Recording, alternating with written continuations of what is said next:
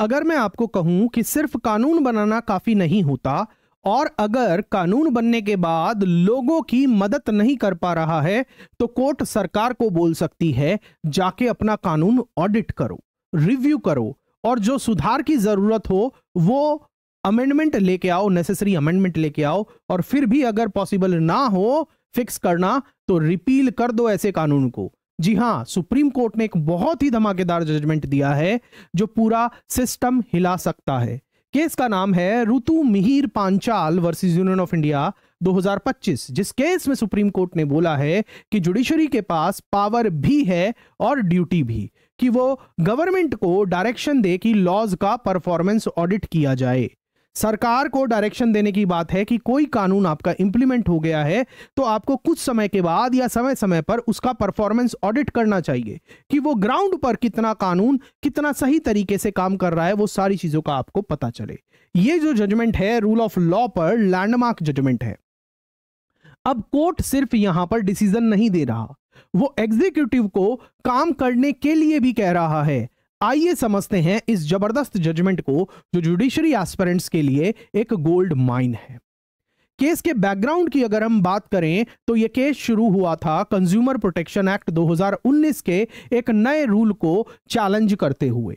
नए एक्ट के अंदर कहा गया है कि कंज्यूमर कोर्ट का जुरिस्डिक्शन अब कंपेंसेशन पर नहीं बल्कि वैल्यू ऑफ कंसीडरेशन पर डिपेंड करेगा। कुछ लोगों ने कहा यह रूल कंज्यूमर्स के राइट को रेस्ट्रिक्ट करता है, यह कानून अपना पर्पस ही फुलफिल नहीं कर रहा। तो सुप्रीम कोर्ट में पिटीशन फाइल होती है और उसमें जो ऑब्जर्वेशन आई हैं वो सबको सरप्राइज करके चली गई। सुप्रीम कोर्ट की ऑब्जर्वेशंस क्या हैं? जस्टिस PS नरसिम्हा और जस्टिस जॉयमाला बागची की बेंच ने बोला कि पहली बात, किसी भी स्टैट्यूट की इंप्लीमेंटेशन को रिव्यू करना रूल ऑफ लॉ का एक असेंशियल पार्ट है। मतलब अगर कानून ग्राउंड पर फेल हो रहा है तो गवर्नमेंट को उसके ऑडिट करना पड़ेगा और अगर गवर्नमेंट ही फेल हो जाए तो जुडिशरी डायरेक्शन दे सकती है। मतलब समझ रहे हैं, यहां पर जुडिशरी ने, सुप्रीम कोर्ट ने बहुत क्लियरली ये बोला है कि कोई कानून लागू हो गया तो उसके बाद सरकार की यह जिम्मेवारी है, एग्जीक्यूटिव की जिम्मेवारी है समय समय पर उसका परफॉर्मेंस ऑडिट करे। और अगर सरकार उसका परफॉर्मेंस ऑडिट नहीं कर रही है और सबको पता चल रहा है, ऑन ग्राउंड देखने पर पता चल रहा है कि आपका लॉ फुल्ली एक्टिवेटेड नहीं है, सही से काम नहीं कर रहा, तो उस स्थिति के अंदर जब एग्जीक्यूटिव फेल हो जाए लॉ को इंप्लीमेंट करने में, तब उस समय जुडिशरी डायरेक्शन दे सकती है परफॉर्मेंस ऑडिट के लिए और नेसेसरी चेंज करने के लिए। इन शॉर्ट अगर बात की जाए तो कहना यह है कि कानून बन गया लेकिन काम नहीं कर रहा तो फिक्स करना पड़ेगा। लेकिन इससे भी इंटरेस्टिंग पार्ट अभी बाकी है इस केस के अंदर। कब कोर्ट डायरेक्शन दे सकती है? कोर्ट ने क्लियरली किया कि जुडिशरी हर बार ऐसे ही ऑडिट का डायरेक्शन नहीं दे सकती, प्रॉपर बेस होना चाहिए। कोर्ट तभी डायरेक्शन देगी जब फर्स्ट या तो जुडिशियल डेटा हो या मटेरियल हो जो प्रूव करे कि लॉ फेल हो गया है। जैसे लॉ, दूसरा लॉ किसी ब्यूरोक्रेटिक या जुडिशियल डिले में फंस गया हो, तीसरा लॉ अपना ऑब्जेक्टिव ही सॉल्व नहीं कर पा रहा हो। सुप्रीम कोर्ट ने यहां बोला स्टैट्यूटरी स्कीम्स ग्राइंड लॉक अगर हो जाएं तो जुडिशरी इंटरवीन कर सकती है। यह है रियल अकाउंटेबिलिटी इन एक्शन। अब बात करते हैं स्टैट्यूटरी बॉडीज की रिस्पॉन्सिबिलिटी की। कंज्यूमर प्रोटेक्शन एक्ट के अंदर जो बॉडीज हैं उनके बारे में बोला है कोर्ट ने बात की दो स्टैट्यूटरी बॉडीज के बारे में। पहला सेंट्रल कंज्यूमर प्रोटेक्शन काउंसिल, दूसरा सेंट्रल कंज्यूमर प्रोटेक्शन अथॉरिटी। इनका काम है पहला लॉ का रिव्यू करना, दूसरा सर्वे और ऑडिट लेना, तीसरा गवर्नमेंट को सजेस्ट करना कि क्या इंप्रूवमेंट होने चाहिए। कोर्ट ने बोला अगर ये बॉडीज ऑनेस्टली और इफेक्टिवली काम करें तो लॉ अपना पर्पस जरूर पूरा करेगा। इस केस के अंदर कोर्ट ने एक और जजमेंट का रेफरेंस दिया, यश डेवलपर्स वर्सेस हरिहर कृपा सोसाइटी 2024।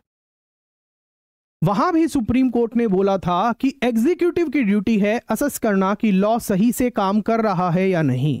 तो बस लॉ पास करना काफी नहीं है, रिव्यू भी करना पड़ेगा।